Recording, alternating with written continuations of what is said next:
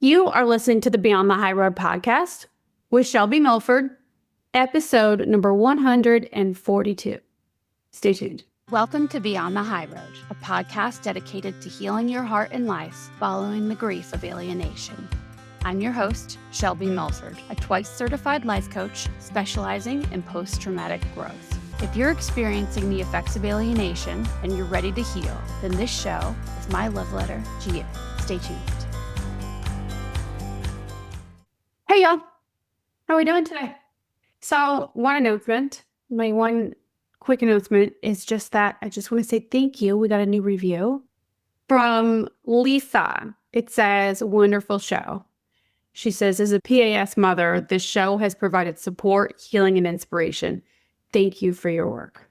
Thank you, Lisa, for your review. I appreciate it so much. So if you guys are listening to the show and it's been working for you, like you're finding it helpful, supportive, or whatever, I would love it if you would take a few moments to go over to Apple Podcasts, go to the show page, scroll down to like past the 5 episodes it shows or whatever, and then you'll see reviews, and then it'll say in little purple writing, write a review.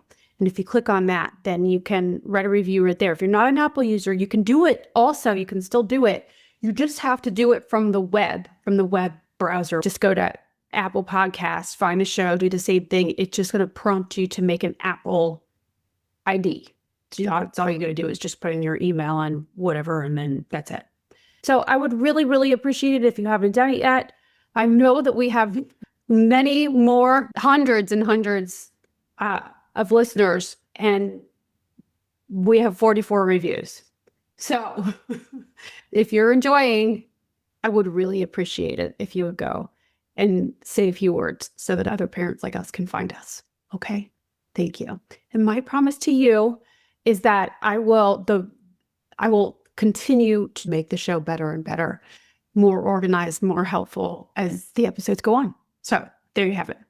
So coming off of last week's episode, we talked about creating a plan, having follow through so that you don't find yourself in a situation with your alienation or otherwise where you are unprepared and unsure, like unclear of your next steps. So what we now need to talk about is what we will accept, what you are accepting in your life currently, and what you want to accept moving forward. And this is going to go hand in hand with your plan. If you haven't already, go back and listen to that one and even the one before that.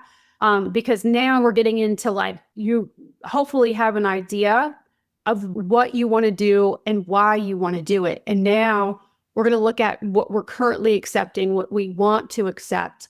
And the most important part of this episode is the why, your compelling reason for all of it. The reason I think it's so important, this episode is so important, is because we, as alienated parents, many of us, listen, the reason why we're all here as alienated parents is because we were not, I can't say all, but I'm going to bet that most of us are here is because we were not aware and we weren't setting these standards from the get back in the day, right? Whatever we got with the person that would alienate our kids, we were not living by a set of standards. We were not asking ourselves, are we willing to accept this kind of behavior in our life? You know, way back when the clues were coming up, like there were behaviors that at the time maybe didn't make sense to you, but you didn't understand why. And you kept thinking maybe it was you. And so then you kept putting up with it and resigning to things. And you know how that goes, right? And then the next thing you know, you're in this huge disaster. And now you need to split with this person or want to split with this person. And here we are in alienation, right? It's because you were not clear with yourself. I was not clear with myself about the standards for which I want to live by. Because back then, for me, I don't think that I thought about being worthy or not worthy, or having the power or the authority to say no to certain things in my life. Like I didn't think that was something that I could always say. I back then, I didn't think about it in these terms, but I just think that I thought I should take what I got and be grateful for what I got, you know, as opposed to living my life having agency and knowing what I like, what I don't like, what I want, what I don't like, what I will accept, what I won't accept in my life, so that nobody ever, I mean, this isn't my reason why, but really in the end, this way, nobody will ever be able to do what they did before. Before, I was living, like I said last week, kind of all over the place, sort of just out in the universe, just kind of waiting for things to happen, reacting when they did. And this way, having a set of goals and the plan, right? And then, of course, what we will accept, sort of like a credo, if you will, or like it's kind of between a credo and maybe a code of ethics or code of conduct. There's probably a better term for what I'm talking about here. The reason why I didn't title it, like, what are you willing to stand for? What won't you stand for? Is because that, to me, infers that we're talking about outside of us, externally, right? Circumstances, what we're willing to stand for, what kind of behavior we're willing to stand for with our children, or how much, where we'll draw the line when it comes to what the alienating parent does and things like that. And yes, this by sort of default will take care of that stuff with all of the relationships in your life. But really, it starts with defining that for yourself. We have, most of us, been accepting so much or resigning to, acquiescing into so much in our life because we didn't make these decisions ahead of time before, right? Because we don't, in the core, believe, some of us don't believe that we're fully worthy or qualified or just even allowed, like that we can afford to shut anybody out or say no to certain things, because what if that's the last time that those things are offered? Do you know what I'm saying? I'm sure there's a better way to say this, but that's what's coming out right now. So it is what it is. And that's what makes this whole cycle repeat for you, for me, and whoever else is not doing this, right? Like for me, over and over, this happened with relationship after relationship after relationship before the alienation even began. Is I didn't know that I was allowed to set standards for who I was with and who I wasn't. I just thought that I would just judge by how I felt with somebody. And then, it was always way too late. And this isn't just for relationships, romantic relationships. I mean, for all over your whole life, right? But my pattern was always with a romantic relationship. I was going by my own feelings and what I was thinking in the moment. And then I was already so invested with the person that then I would find out all of the downfalls and it would be too late. And then I would be stuck in this relationship that was not serving me for however long. And it was all this wasted time and also just living unconsciously, you know? And it got me nowhere, really. It just got me a lot of heartache and pain. And I think too, when it comes to how we model to our children, even back when we were together with our children's parents, right? When I didn't have a set of standards for the way that I treated myself, then that reflected on the way that I interacted with all the people in my life. And then my daughter was there to see that. In me, it showed up that I was basically kind of a doormat. Like, you just be nice to everybody, no matter how they're behaving to you. I still actually believe that. But today I have a reason why. I mean, that reason overpowers all of the other circumstances or situations that happen, right? Because I know why I'm doing it. That empowers me, leads me to where I know I want to go. I'm not doing it blindly. Does that make sense? So today I know that I do have a much clearer message that I can offer not only to my daughter from afar right now, but also to everybody else in my life. There's a reason why I do what I do and why I don't do what I don't do, right? Those reasons always stem back to me and what my ultimate goal is for me and how I choose to live my life, right? This way, nobody takes advantage of me. I live my life feeling empowered. And that's what I want to offer for you guys too. If you feel like many days that you feel slighted, taken advantage of, or not appreciated, not seen, not valued, and all the things, this is your answer right here, okay?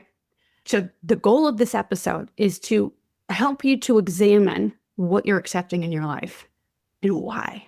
and then helping you to also focus on self-compassion and empowerment. Okay? So first we need to really define what accepting actually means, right? And what it doesn't mean. So acceptance is not the same as tolerating or resigning to. Those are both very passive actions.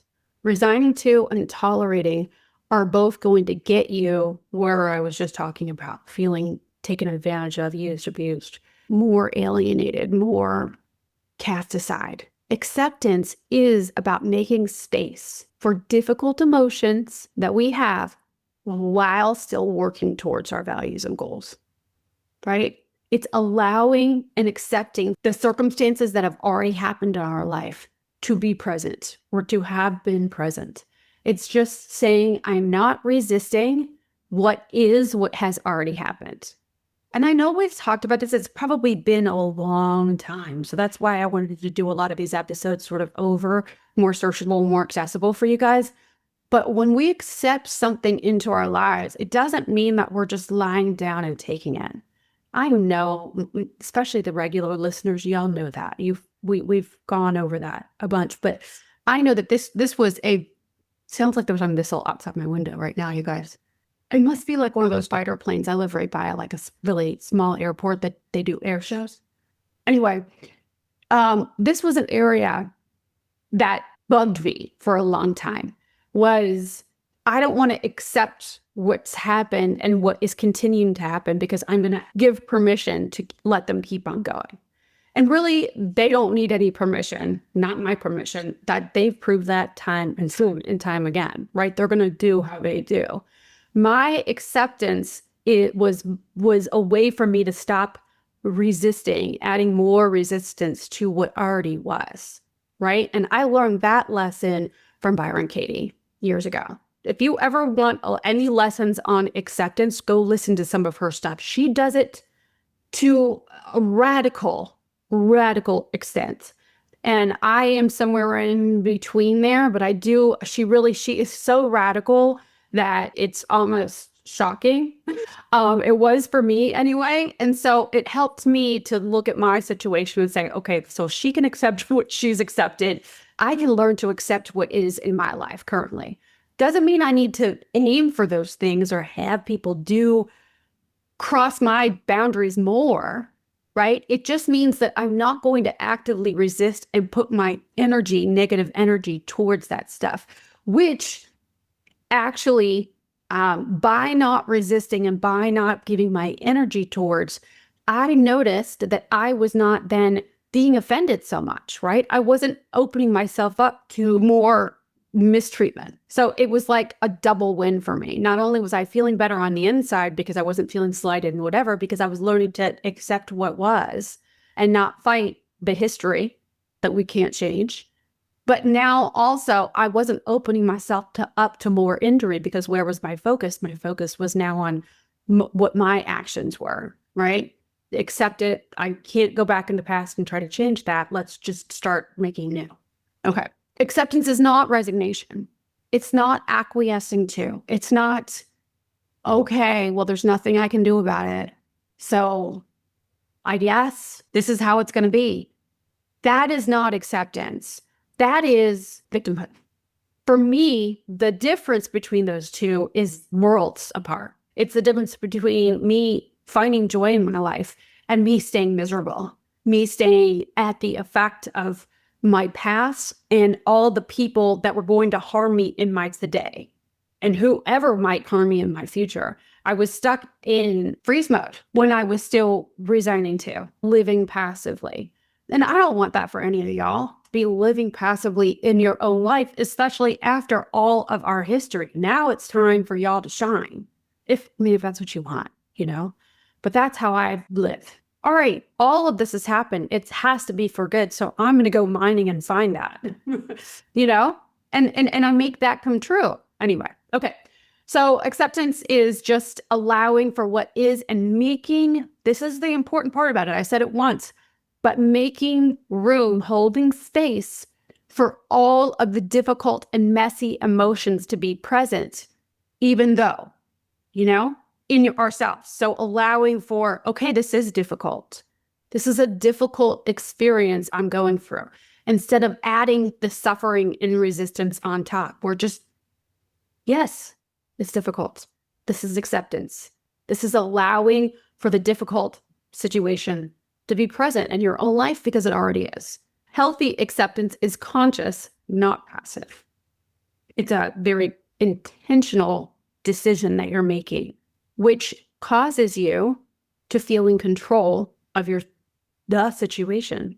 I'm setting a purpose for myself through this, and there's an end goal here. I'm allowing it so that I can get here. It's important because it helps you to set boundaries for yourself. Setting boundaries is essentially what this whole episode is. I just didn't want to title it boundaries because it, again, gives off the idea that we're setting boundaries against somebody else. And that's not really where my head is for this episode.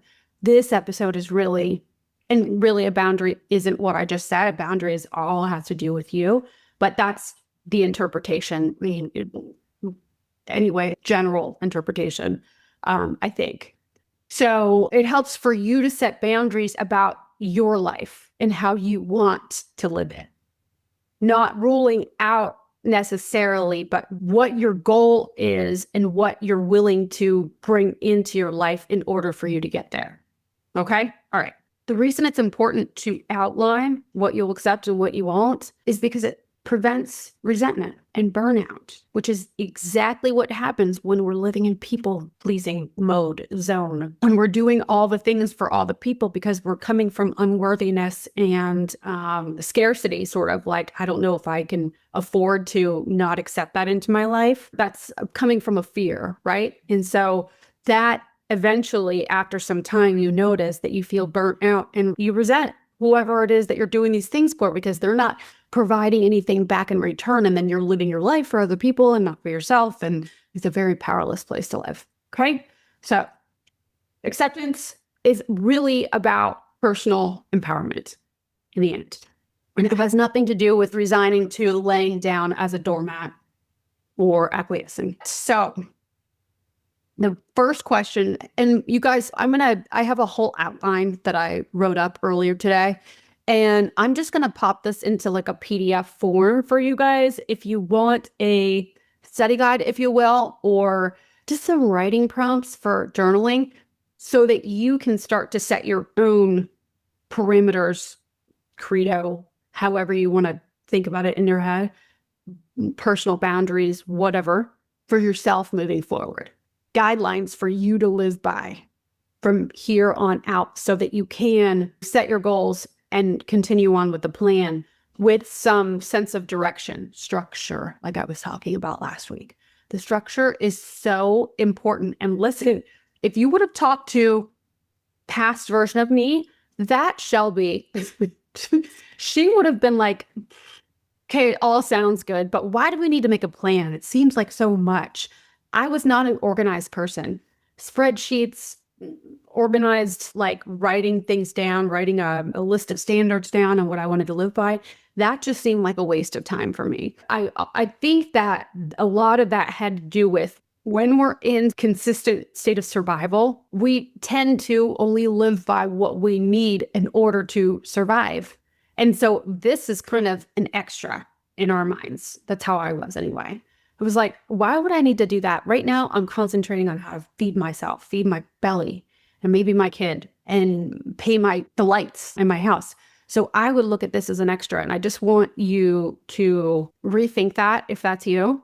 And I wish I could tell the past version of me that same thing, because having this written out will save you so much time, heartache, energy, money, all the things in the end. To have this written out and then keep referring back to it and like coaching yourself throughout your days to remind yourself. And it's going to make sense in just a minute why it's so important, but your inner dialogue will dictate your reality. The negative thoughts that we think on repeat all day long throughout our day become a theme, and then they become part of who we are. So are you being kind to yourself? Are you kind to yourself on the everyday basis? How do you speak to yourself? Do you say, oh, I'm so stupid, I should have done this? Do you say, why do you always have to do it that way? Why do you always make these same freaking mistakes? Do you blame yourself for things? Do you blame yourself for the alienation? Maybe you know with the higher thinking that it's not your fault, but your inner dialogue says something different to you on the everyday basis, right? Maybe I should have done it this way. I should have done it that way. I should have been more. I should have been less. I should have been blah, blah, blah, blah, right? All of that chatter that goes on in your brain that you oftentimes will go unrecognized because you've trained yourself to not think about it. Because when you think about it, what will you normally do? You will then judge yourself for thinking that way. And so then you double suffer, right? You're suffering because you're telling yourself that you're a piece of shit, basically, right? And then you judge yourself for doing that. Oh my God, why am I talking to myself that way? That's just terrible. God, am I always going to be like this? Am I always going to hate myself? And then you have judgment about the hating on, right? Which doubles, and then it could keep getting layered on from your own self, right? So do you blame yourself? How does your this is a question that I want you to answer in a journal that would help you anyway. How does your negative self-talk affect your actions? What do you do when you talk to yourself negatively? Let's say you're saying, God, you always make this mistake. What do you do right after that? Like, how do you feel? Maybe you feel unworthy or you feel annoyed with yourself or whatever. What do you do from that point? What actions do you take? What actions don't you take? Look at that. See how your negative self-talk is actually affecting your day-to-day. Like in the moment when it's happening, you're driving and you're talking to yourself negatively. Oh, right. This is where I start feeling like shit about myself. And then I go mentally and go back in the past and start like beating myself up for all the mistakes that I made along the way and how life is going to be hopeless coming up because I'm never going to be able to change anything. Become aware of that, because when you make the decision to keep making yourself aware, make that commitment to yourself, that's when change can actually happen. Change cannot happen when you're ignoring it the way that your brain has probably taught you to do. That's why I'm so big on doing thought downloads, you guys, because when you're just thinking it in your brain, it's so easy to argue your way out of whatever shitty comment you just made to yourself, or ignore it completely, just stick it to the side. Because they go unnoticed, it ends up reinforcing that whatever you just said to yourself. And so eventually, more times that you do that to yourself, push it away or argue your way out of it, the likelihood of it becoming a belief is high, you know? So what inner dialogue are you accepting from yourself? And do you like that? Are you good with that? Does it serve you? Look at the actions that you're taking when you're saying those things to yourself. Are those things productive for you or are they not?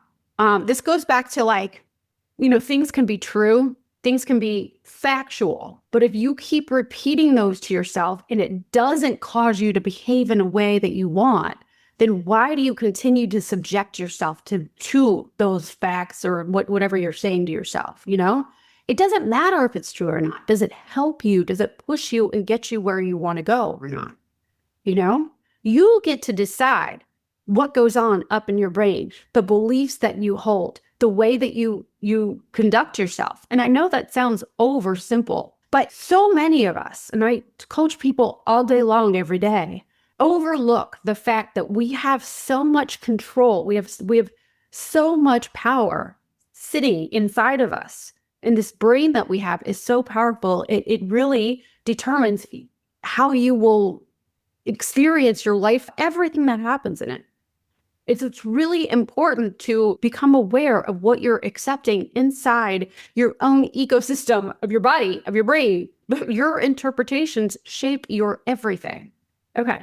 So the first point with all of this, what are you accepting from yourself is, what is your inner dialogue? What are you accepting in your life that you like? And what are you accepting in your life that you don't want to accept anymore?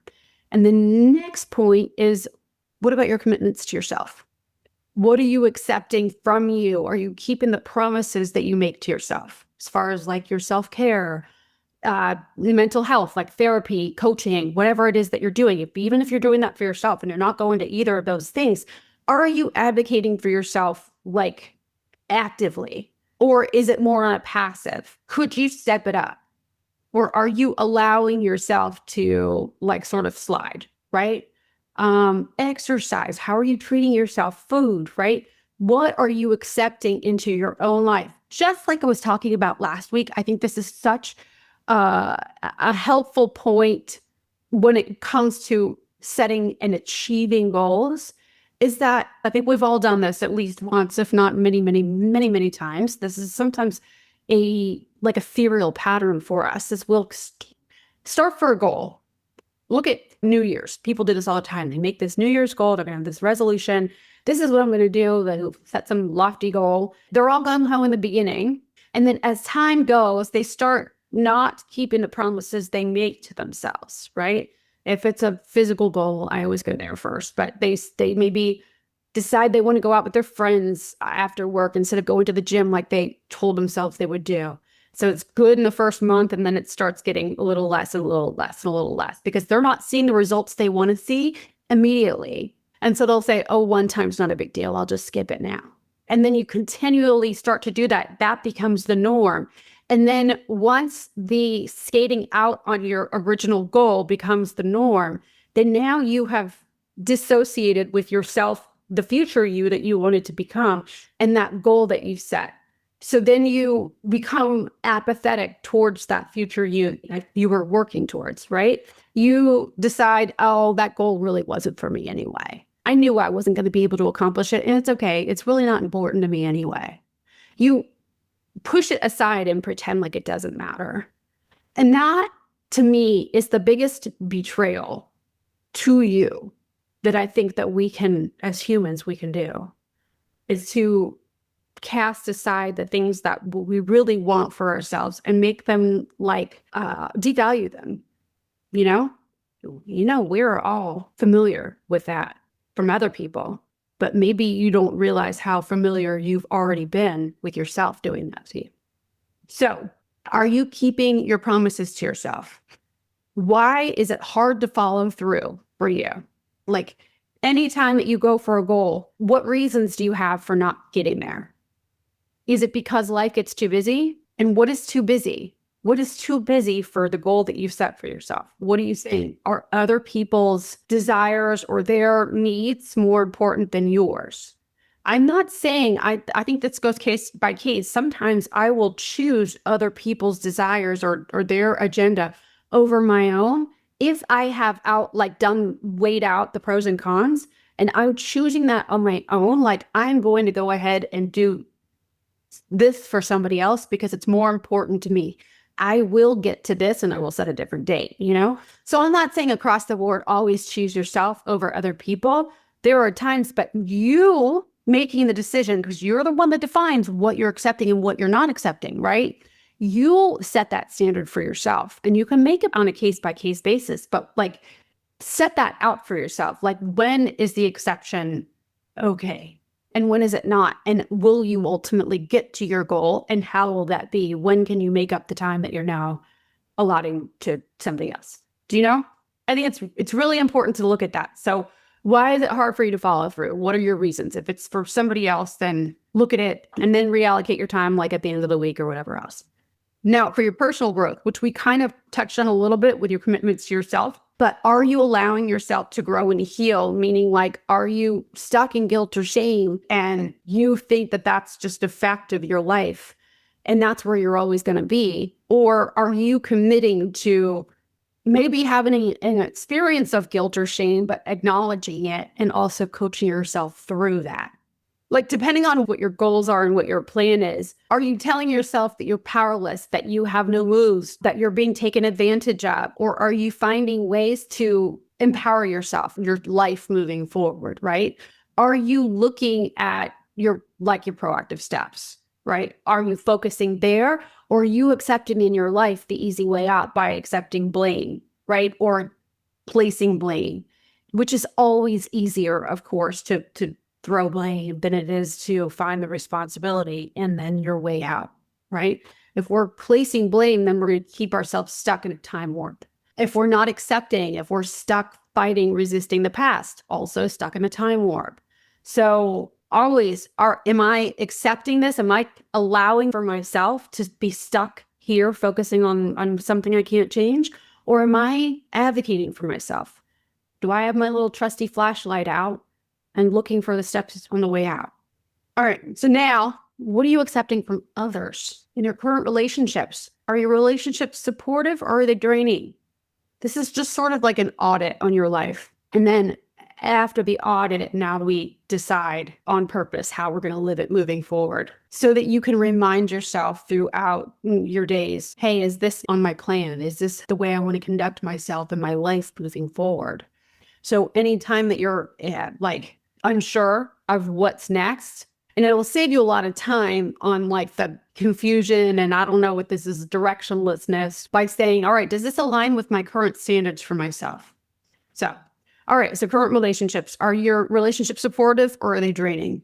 The people that you're in relationship with, are you decided on those relationships? Are you recommitting to those relationships?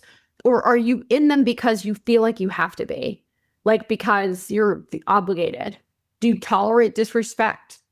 Or I don't really love the word toxic when we're talking about a person because it's not actually very accurate and it can cause the person, whoever's thinking about somebody else being toxic, them to feel toxic on the inside. Because when we say that person's toxic, the second that you say that, how do you feel? To me, like kind of angry, pissed off. And then I become toxic on the inside. So I don't really love it. But like the behavior that you're allowing in your life, is it good for you? Is it pushing you where you want to go? Does it feel supportive and encouraging or even just not prohibitive? You know, is it worth it to you? The relationship and your efforts, are they worth it? It doesn't always have to be the other person that's bad or wrong, but maybe your role currently in whatever relationships or one or all of the relationships, maybe you're not satisfied with the role that you're choosing in those relationships, right? And so how can you reassess and re-show up from here forward in an intentional way so that you make room for all the other areas of your life that you want to place energy into? You know what I'm saying? So like really look at it. This isn't, again, never about blame, but like, and never about the other person being so toxic and they suck and whatever. However anybody else is acting, whether it's acceptable to you or not, that could just be about them, right? But whether you want to open up your gates to allow that in is a whole nother thing. That's a you thing, a respect for you thing, you know? I always point at me when I say you, but you know what I'm saying? So what are you tolerating? Right? In your own life. And does that serve you? Does it help you become more of the person that you're becoming? Boundaries. Here's that word. Are you setting clear boundaries? Why is it hard to say no to the people that are in your life that you're currently saying yes to when you know you don't want to say yes to them? You know, what's the problem there? What's holding you back? Finding that answer will help you to understand and assess the relationship in general. Again, we don't need to place blame or become unhappy with them. They're doing what they do, right? You decide whether it is that you want to include that or if you want to set a boundary with them. It's their choice to do what they want. I'm going to give you an example here in a minute, right after I finish this. But like, you get to decide what you want to do moving forward. Sometimes that means that those people are not going to be in your life anymore. And that could be that you say no, or they could be like, fuck you too. And that's okay. That doesn't mean anything about you. When they say no, it means that they don't, for whatever their reasons aren't down with that. That's still okay. That doesn't mean that you should lower your standards to allow them back into your life, because that's only dragging you down and keeping you also in a time war, you know? So external expectations. Are you living up to others' expectations at your expense? Are you overachieving in other people's lives, but not in your own life? Okay, the easiest way to look at this is if you always keep a lunch date or whatever and a commitment to other people and at the expense of your own commitments to yourself. Like I was supposed to do, I don't know, my homework just came up for me because I haven't done homework and I don't know how long, but like I was supposed to do my homework for a class I was taking, let's just say. And somebody calls and says they need my truck that I non-existent, but somebody calls and says they need my truck in a hurry, like now. When I dropped my homework to go help them in my classes tomorrow, and now my homework isn't done. Is it worth it for me? Right? Or am I living my life for others at my own expense? Super important to ask yourself these questions. Also, I was thinking about this earlier, and I'm not sure why this is the standout example for me, but this is the one that just kept coming to me. I know that we all set boundaries, like a proper boundary, but not even really called it that or known that that's what we're doing. And you guys, I haven't listened to it since probably it came out, but I do have a boundaries episode. I don't know. It's probably like in the 60s, like it's been a while, but I'm sure it lines up with a lot of the things that I'm saying today. So that might be a good one for you to go to if you are interested in learning how to set a boundary and what that actually entails. But basically a boundary is if you, then I, right? If you do blank, blank, blank, then I will do blank, blank, blank, right? It's a way to say, I'm going to not be a part of this if you choose to be like that, because you're a grown-ass person or you're your own person. So you can make those decisions for you, but that doesn't mean that I'm going to be around to be there, like in the end, if you're going to continue it. The first, like the most standout boundary, I guess I should say, that I ever made without even realizing that I was setting a boundary was with my daughter's father. It was a defining moment, and it was really the beginning of the end for me for a long time. And now I look back on it and I'm so proud of what I did. However, I'll explain. So without going into too much detail, my daughter's father he and I had a, let's just say, a tumultuous relationship. When we were good, we were really good. But after drinking, for the both of us, we would sometimes get into these arguments. He was a violent person drinking. I'll talk from my experience. He was, in my experience, when he would drink from the college on, was a bar fighter. The most passive bar fighter. I don't know how to explain that. But anyway, when we were trying to get pregnant with Scarlett, we were partiers, I guess you could call us. But we went out to this bar one time, and I just remember coming home and him being very violent with me and kicking me. And I was not pregnant with my daughter. If I was, maybe I was only just like a week pregnant, but it was at the time where we were actively trying. And I sat on my bedroom floor alone in the dark, in tears, just like, if this ever happens again, I made this promise to myself. If this ever happens again, I'm not going to fight back. And then we'll see whether it's him or if it's me. Because up until that point, I had been blaming myself. I was telling myself that I was antagonizing him, that it was my fault. Like I pushed him this far, right? And I know this is an experience a lot of people have, right? They think that it's their fault for somebody hitting them or hurting them in some way. And so I made this deal with myself. And that's what I called it for years. I made a deal with myself that if he ever does it again, my hands are going to be at my sides and I'm not going to fight back. I'm not going to become violent. I'm not going to yell. I'm nothing. And then if it still happens, then I know that I have to leave.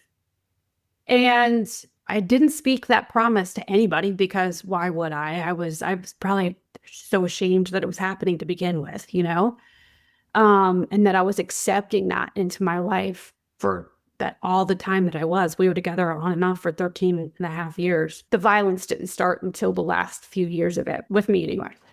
So nothing happened again until my daughter was almost a year old. She was 11 months old. And we went out to this concert, Tristan Pretty concert, G-Love concert. And I had a bad feeling when we went out that night.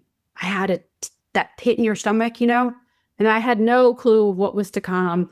Was with my friend Melissa and her husband, and we went to this concert, and we got home, and lo and behold, he did it again. And I did not fight back. I kept my word to myself. And I knew from that day that it was over. I knew it. I knew it from then on. And so we slept in separate rooms and all the things. And then there was like other things that happened in between. But that was the day that I was like, this is not good. And that was a boundary that I created for myself without even realizing it. And I was kind of laughing, I guess, earlier, because I was like, is that the best you can do, Shelby? Like coming up with examples for you guys right now? Like, that to me now, I look back and like that was such a low standard that I had set for myself. That was my physical safety, you know? But back then, I did not know to value my physical safety like I do today. This was like a bare essentials that should not, I don't ever want to accept that into my life, ever. But my life was so out of control in the way that I thought about myself. I didn't have parameters to live by. I was like, all over the place. Like I was saying, I didn't think about things like this. I lived unconsciously. So, and that's why that moment stood out to me so much. I made this conscious. This is the first time I think that I can remember that I made some conscious deal with myself. That if he does this, then I will leave. That is the perfect fucking boundary. The reason I bring that up is because even back then, me not knowing anything about boundaries, and I had a long, tumultuous relationship in itself with the word boundary for years to come after that. And my own ideas of boundary means I can hopefully try to control the behavior of somebody else, right? But I didn't in this case with him because I knew that I could not control what he did, but I could control what I did from there. And that's the focus. And I was so clear with that. And there was no blame. I mean, I didn't like what he was doing, but there was no room for me to blame him in all of that mess. It was just, I don't want this in my life and I can't accept this anymore. That was like the purest form of it, right? And that's how I live my life now. Not just that, I have many more standards and boundaries that I have for my own self. But when I'm focusing on what I will accept and what I will do or won't do as a result of whatever, if something happens like that, then my focus is never on being taken advantage of or being mistreated. And my focus is not on blaming the people outside of me. My focus is on me and what my purpose is, my goals. That little shift makes all the difference in your whole experience of your life and of your relationships. When you're able to focus on what you bring to the table and what you allow for you without blame. They do what they do. Here's my rules for me and my life. And when behavior like that comes in, you look at it more like it's not about the person at that point. It's just like, oh, this action is coming into my life and I don't do that action. So I'm going to move this way and I'm going to communicate that to them. And if they continue that, then that's on that action. It's just not allowed in my world because it doesn't help me to get to where I want to go. It keeps things clean and it keeps your head in the game as opposed to getting stuck up in a sticky world of blame and what people have done to us. It's a personal responsibility, accountability for yourself because it's what supports you. Personal rules for yourself are not to keep you away from things, but to draw you closer to what you want, And it's so, so, so important to have that spelled out for you because when you inevitably come up to a situation where you're unconsciously like still living in the default thinking that you're working on changing, then you can consciously say, hey, we're not accepting that into our life anymore. Right now, I'm talking about like when you're talking to yourself shitty, like when you're like, well, you're such a jerk. Why did you do that? Or you're so stupid, or you look so fat today, or I don't know. Whatever you say to yourself, now you can use your prefrontal and say, hey, wait a second. We already came up with a plan and this is our guideline for ourselves. And we've decided we're not going to put up with that talk anymore to ourselves. You don't have to be rude to you. I understand this is how we've been doing it our whole lives because we learned it somewhere. It served us at the time. But this does not serve our final goal anymore. So now we're shifting, we're pivoting, and now we're going towards that. So we're going to have to let this kind of talk go.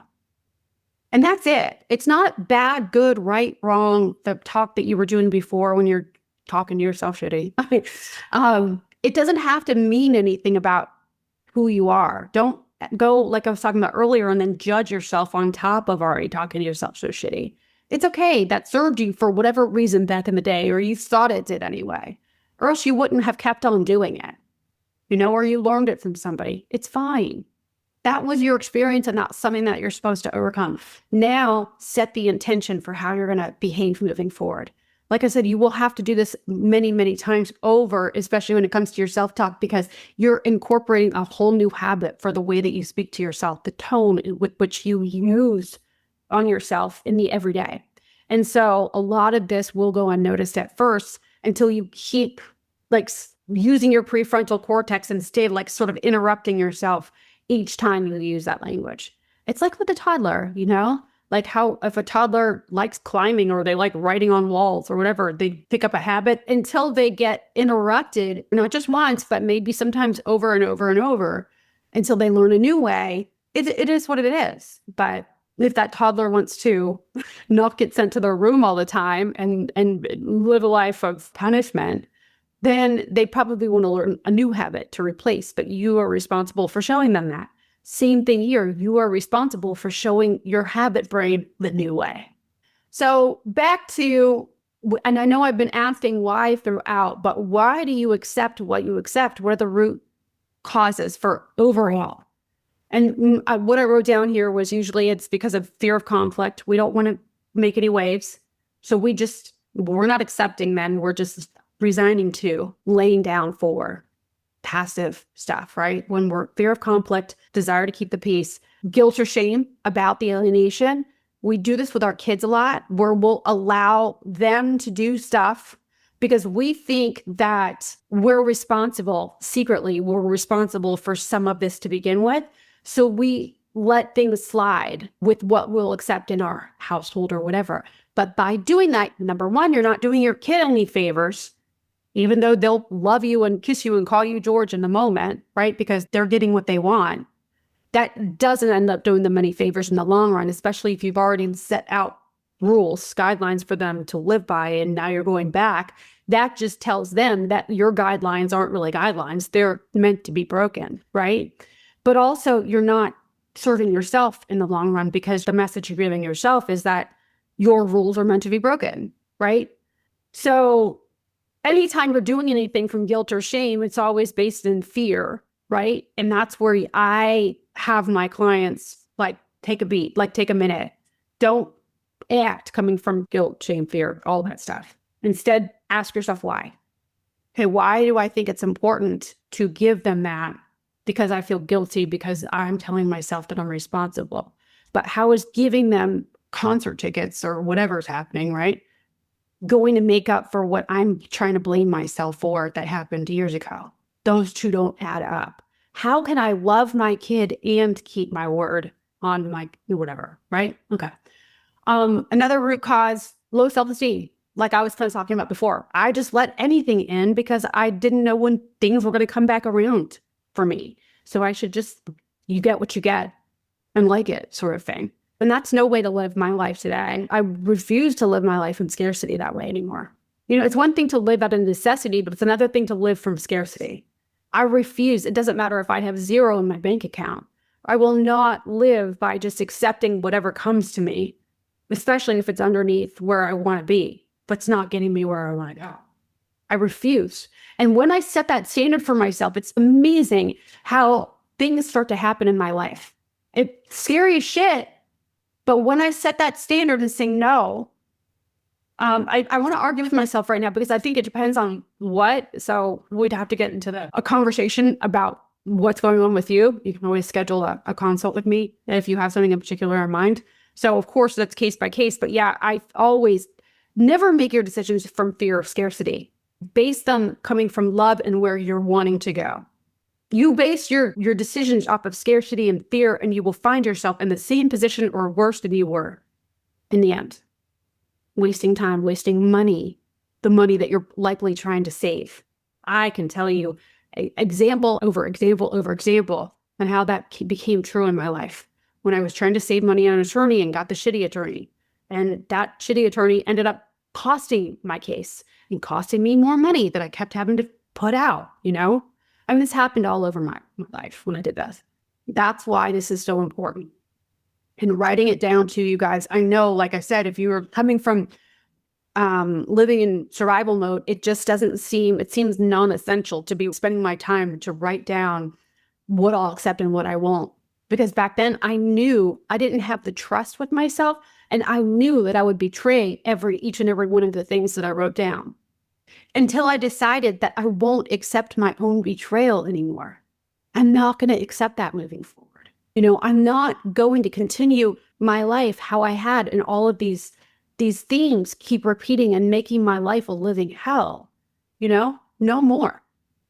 And so it has to start somewhere. So writing this stuff down, becoming very aware, sometimes uncomfortably aware of what you're allowing into your life, accepting into your life when that's definitely not what you want. The awareness is sometimes it is the bottom. It's like, oh my gosh, what have I allowed thus far? And that's okay. Acceptance is allowing for, making room for the difficult emotions, without making those difficult emotions mean something for your today and for your future. They're just emotions. It's okay. And it makes sense that I'm feeling these difficult emotions right now based on what I'm thinking. So now let's change all that. Let's up the standards. This is how we want to live from here forward. Okay. What are you accepting from others? Okay. Why do you accept what you accept? What impact, basically what I just talked about here in my notes about what's the impact? How does accepting less than you deserve affect your mental health? How does it impact your ability to reconnect with your child, if that's even on the table right now? To me, as soon as I said that, I think that is always on the table. It just may not be on the timeline that you or I may want. I think the ability to reconnect with your child starts with your ability to reconnect with your child in your mind. Always. Because connection, all of that happens with the thoughts that you're thinking about them. Start there. But how does you accepting what you're accepting in your life, how is that impacting you on a daily basis? How does it impact the actions that you take or you don't take? How does it affect the way that you think about yourself, like your own model of the world and what you're capable of? The caliber of goals that you set for yourself. Are you looking high enough for yourself, or are you telling yourself that, oh, I'm never going to get there anyway, so I'm just not going to even try? That's living very passively and at the effect of the life around you. You're still basing your capabilities on what other people have done to you. And instead, you want to shift that and start living your life based on what you are doing for you, no matter what has happened. Okay. So how to shift it? This is your compelling reason, you guys. You want to shift everything from what you were accepting or tolerating in your life to what you really want to accept. You have to start with a why. Like your reason, the thing that gets you out of bed every morning, the thing that keeps you motivated. And this is different for everybody. And you could have a few different reasons. It doesn't just have to be one. Like I'm just thinking right now that Simon Sinek, is that who it is? Start with why. I think that was him that did that. It's a great book. He was more talking about for corporations, but if you could tailor it to you personally, I think it's worth the read anyway. It's a popular book. Your compelling reason is everything. That is the anchor to all of everything you do, why you set the goal, why you're following a plan, and also the standards for you that you set for yourself while executing your plan. These are all interlocked. They should be anyway for a surefire way for you to get to the goal and for you to create a life that you really feel has meaning. This is your way to purpose while waiting for your children to come back. If you want to feel like there's some direction in your life, that you are the master of your life, the shot caller, then you must have a reason, something that you get behind every day. Like it puts a fire under your ass. But here's the biggest thing is that you want to make sure that your compelling reason is not set in the negative. Focus your attention on where you want to be. Paint that reality very clear for you in 6 months, a year, or even shorter increments if you like.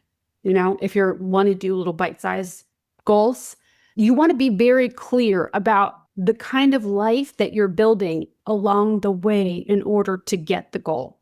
Listen, like I said before, the goal, you completing the goal, like let's say I was taught by my coach to set impossible goals that you can never thought your wildest dreams that you can achieve.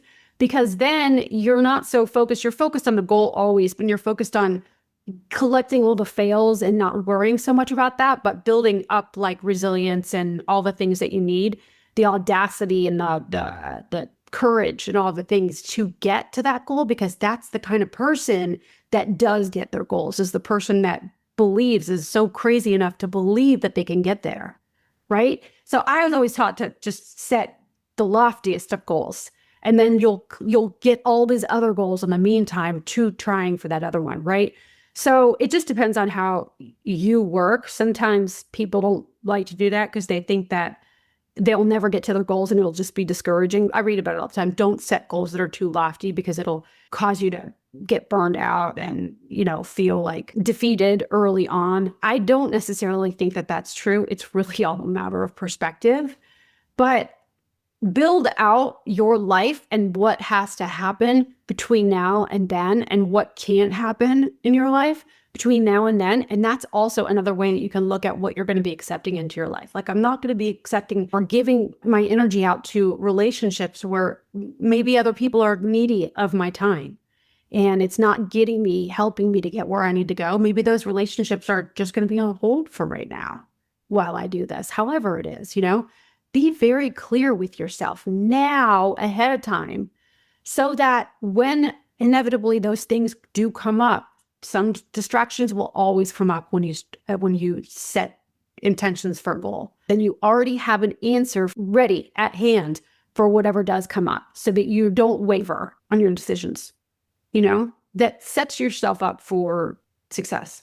Because when you don't have an answer prepared for the objections or the distractions that come up, that's when 99% of the time that you will just find yourself taken off guard and be like, oh, okay.